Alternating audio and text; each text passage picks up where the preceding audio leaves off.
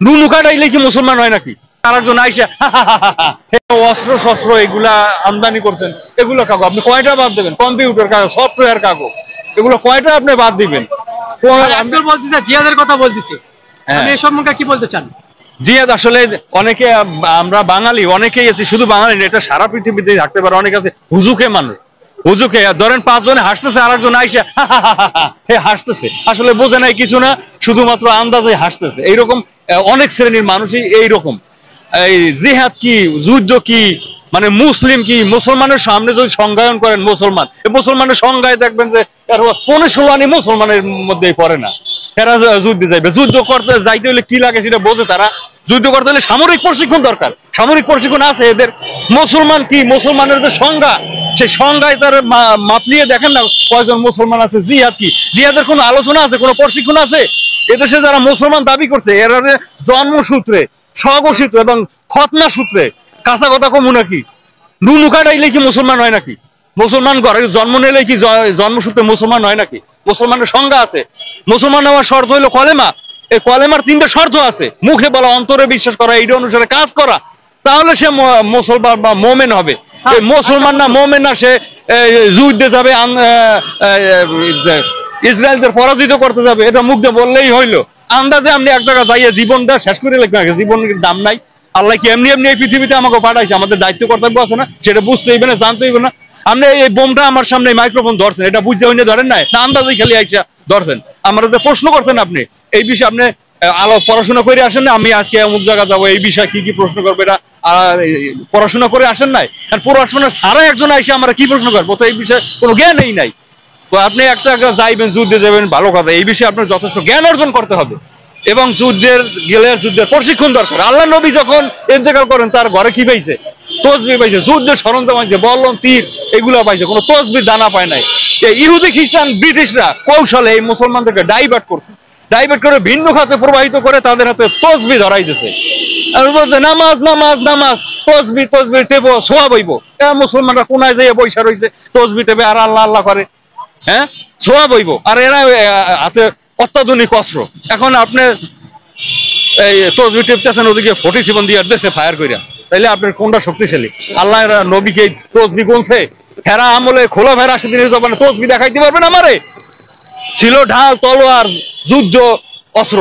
এই রাজার বাকিরে দেখবেন যে সুন্নাতি হারা শরীর ভরিয়া লাইছে, খালি মানে সুন্নাত, মাথায় তলোয়ার নাই। তো একজনকে জিজ্ঞেস করলাম, ভাই আপনার তলোয়ার কই? এটা রাখা কি সুন্নাত হইবে না?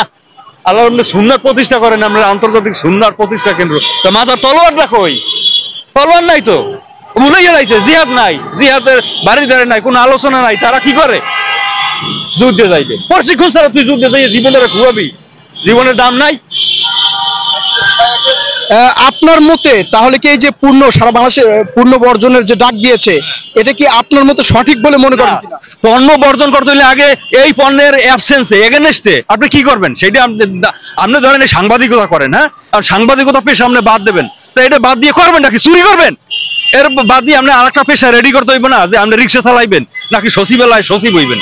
এটা একটা তৈরি করতে হবে না? আপনার অ্যাবসেন্সে একটা কিছু রেডি করতে হবে না? আপনি আইসাই একটা জিনিস বন্ধ করে দিবেন। ইহুদি খ্রিস্টানরা দীর্ঘদিন ধরে এই মার্কেট তারা দখল করছে, সারা বিশ্বের মার্কেট তাদের দখলে, মার্কেটের নেতা তারা, এত কোয়ালিটি সম্পন্ন। আপনি একটা পণ্যের উদাহরণ দেন, এই যে আপনি একুয়াফিনে পানি, আপনি দেখান তো একুয়াফিনে পানির সামনে আর একটা পানি আছে কিনা, এত পিউরিফাই পানি আছে কিনা? এটা মানুষের দরকার না জীবন ধারণের জন্য পানির? আমরা জানি কিনলে পানি বাংলাদেশের সব পানি, সেটাও ইসরায়েলের, আন্দাজে প্রশ্ন করেন না। কিনলে একুয়াফিনে সবই, সেটাই বলছি, কিনলে পানি, এটাও হচ্ছে। বাদ দিবেন, কয়টা বাদ দিবেন? ইহুদিদের পণ্য, এই ফেসবুক যে লাইভ দিয়েছেন নাকি, এই মোবাইল কেটা বানাইছে, কম্পিউটার কেটা বানাইছে, সফটওয়্যারের মালিক কেটা, এই যুদ্ধ বিমান কিনবেন মালিক কেটা? একাগো পণ্য কয়টা বাদ দেবেন আপনি? এই যে যুদ্ধের সরঞ্জাম দিয়ে অস্ত্র কিনবেন, একাগো। এই বিদেশে ইহুদি খ্রিস্টানদের, ব্রিটিশদের, আমেরিকার পণ্য ছাড়া আপনি চলতে পারবেন? এখন আপনার মতামত কি, এটা ঠিক হচ্ছে? হ্যাঁ, বুঝছি। এটা যে সঠিক শিক্ষা পাইতে হবে, সঠিক শিক্ষা দেয় না তো কেউ। সবাই যে নিজের স্বার্থ স্বার্থ যে হেনে গেলে আমার স্বার্থ থাকবে না, ওই জায়গায় যায় না তো। যেখানে সঠিক কথা কই দিলে যদি মায়ের খেতে হয়, ওই মায়ের জায়গা যায় না তো কেউ। সবাই না পিঠ বেজানো কথাবার্তা বলতেছে। সঠিক শিক্ষা আগে সুশিক্ষায় শিক্ষিত হইতে হইবে। মুসলমানকে সংজ্ঞা জানতে হইবে, মুসলমান কয় কি রে, কিভাবে মুসলমান হইব এটা জানতে হইব। যাই না আমার বুঝছি আমি আপনার কথা, এটা সমাধানটা কি, এইটা তো জানতে চাইছেন আপনি। সমাধানটা হইলো সবাইকে একটা নীতিতে এক নেতার আন্ডারে ঐক্যবদ্ধ হইতে হইব। ঐক্যবদ্ধ ওই যে মুখে বললে হইব না, এই যে মুখে বলে আসেন আমরা বাইতুল মুকাররমের উত্তর গেটে চিল্লাই একেবারে ফাড়াই হেলাইছে, আহেন আমরা বিশ্ব উল্টে গেলাম, এইরকম না। একটা সঠিক আদর্শ থাকতে হবে, একটা সঠিক আদর্শে এক নেতার আন্ডারে এক কোরআন এক আল্লাহর অধীনে কলেমার ভিত্তিতে যুগে যুগে যখন এরকম অশান্তি হয়েছে 1,02,24,000 পয়গম্বররা যেই নীতিতে যেভাবে যেই আদর্শ নিয়ে মানুষকে ঐক্যবদ্ধ করছে, ঐক্যবদ্ধ করে ন্যায় শান্তি সুবিচার প্রতিষ্ঠা করতে হবে, সেইভাবে কলেমার ভিত্তিতে এটা সময় সাপেক্ষ, করেন। সময় সাপেক্ষ। এখন আমরা ঐক্যবদ্ধ হয়ে তারপর এইটা করতে হবে। এখন এখন সময় যদি সংক্ষিপ্ত হয় বা সেটা দীর্ঘদিনের, আমরা কি মনে হয় ইসরায়েল একদিনের মধ্যে একটা দেশ ধ্বংস করে এলাইছে? আমরা যে ফিলিস্তিনের পক্ষে আছি এটা এখন জানান দিব কিভাবে? জানান দেবেন মানুষকে যত দ্রুত সম্ভব এই ঐক্যবদ্ধ হইতে হইব। বাংলাদেশে ঐক্যবদ্ধ হইতে 5 দিনও লাগে না, কিন্তু ঐক্যবদ্ধ হইবে না তো আমরা পারবেন এই বাংলাদেশের মানুষকে ঐক্যবদ্ধ করতে? শিয়া সুন্নি হাফি শাম্বলি সরসিনা ভান্ডার শরীফ সুরেশ্বর আটরসি মাঝবান্ডার শরীফ কুতুববাগ অমুক শরীফ ধমুক শরীফ, এই আমরা একত্রিত করেন তো পারলে এটা পসিবল না? দাঁড়ান, আপনি বিশ্বের কথা বাদ দেন, বিশ্বের কথা বাদ দেন, আপনি বাংলাদেশের কথাই ধরেন। বাংলাদেশের এই যে কতগুলি দলের কথা বললাম, এরা তো ইসলামিক দল, আপনি ইসলামিক দলগুলোরে পারলে একত্রিত করেন না, আমি একটু দেখি। যদি একত্রিত করতে পারে তাইলে বেশি মানুষ লাগে না, ইসরায়েল বেশি মানুষ না, তারা সারা পৃথিবীতে লিড দেয়। এরকম সম্ভব নয়, না, তাহলে আমরা যারা না সম্ভব না, এটা আমরা এই চেষ্টাটাই করতে হবে। আমরা অন্য লাইনে না যাই তো কোনো হবে না। পথ একটা পথ, এই পথে আপনি 2 দিনে পারেন আর 10 দিনে পারেন আর 5 বছরে পারেন, পথ একটাই না, করতে পারবেন না। একত্রিত না হইলে কিচ্ছু পারবেন না, আমরা তো শক্তি এই নেই। একত্রিত না হইলে তো আমরা কোনো শক্তি এই না, আমরা শক্তিহীন। আপনি একাই এনে আইছেন, আপনার সোফার 2 সাইডে দিয়ে আপনার মাইরে ফেলানো কোনো বিষয় না, কিন্তু আমরা যদি 5 জন থাকেন আমি একা কিছু করতে পারবো না। ধন্যবাদ প্রিয় দর্শক, আপনারা শুনছিলেন। আসলে বাংলাদেশে ইতিমধ্যে বিভিন্ন ধরনের ঘটনা ঘটেছে, আপনারা দেখছেন। যেমন পূর্ণ বর্জন, বিভিন্ন বাটা কোম্পানি, এছাড়া অনেক শোরুমে হামলারও ঘটনা ঘটেছে, সেটাও আপনারা দেখেছেন। এর মধ্যে একজন যৌক্তিকতা নিয়ে এখানে উপস্থিত হয়েছেন। তিনি বলছেন যে বাংলাদেশের জনগণ সহ বিভিন্ন জনগোষ্ঠী যতক্ষণ না একত্রিত হবে ততক্ষণ আসলে কোনো কিছু করা সম্ভব নয়। তিনি একই সাথে যুক্তি দিচ্ছেন, যদি আমরা এখানে অর্থাৎ বাংলাদেশের বিভিন্ন স্থানে আলেম ওলামা সহ বিভিন্ন লোকজন যদি দাঁড়িয়ে আমরা স্লোগান দিই বা চিল্লাচিল্লি করি, যেটাই করি, এতে কোনো লাভ হবে বলে তিনি মনে করেন না, এমনটাই বলছেন।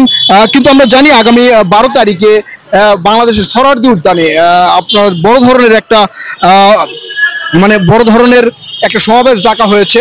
সেই সমাবেশে কতজন লোক হবে সেটা কিন্তু দেখার পালা। কিন্তু তিনি বলছেন যে আসলে এটা কতটা কার্যকরী হবে, কি অবস্থার মধ্যে যাবে, এটা কতটা লাভ হবে, এটা আমরা আসলে যৌক্তিকতা দিয়ে দেখছি না। কারণ শুধু 1 জন 10 জন বাংলাদেশের বিভিন্ন জায়গায় মিটিং মিছিল সমাবেশ করাটাই সুরাহা নয়। সুরাহা হচ্ছে যে আমরা ইসরায়েলি যে পণ্যগুলো ব্যবহার করি, সে পণ্যের বিপরীতে কি ব্যবহার করা যেতে পারে বা কি ব্যবহার করা যায় সেটা আগে আমাদের প্রতিষ্ঠিত করতে হবে এবং সামরিক শক্তিতে বাংলাদেশকে শ্রীমুগ্ধ হতে হবে।